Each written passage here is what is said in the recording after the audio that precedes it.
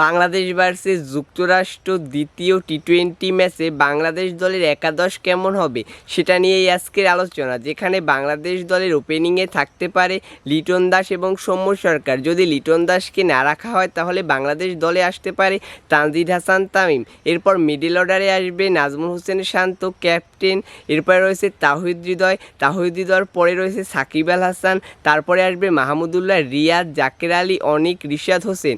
এরপর মেহেদীকেও আনা হতে পারে একাদশে। তারপর আরও দুইজন বোলার রাখবে বাংলাদেশ দল, হয়তো তারা হলেন শরীফুল ইসলাম, মোস্তাফিজুর রহমান। তাসকিন আহমেদ ইনজুরির কারণে বাংলাদেশ দল থেকে কিছুদিনের জন্য বাহিরে রয়েছে, যার কারণে আমরা বলতে পারি যে আজকের একাদশে থাকছে সৌম্য সরকার, তানজিদ হাসান তামিম, নাজমুল হোসেন শান্ত, মাহমুদুল্লাহ রিয়াদ, তাওহিদ হৃদয়, সাকিব আল হাসান, জাকের আলী, অনিক, রিশাদ হোসেন, মোস্তাফিজুর রহমান, শরীফুল ইসলাম এবং মেহেদী।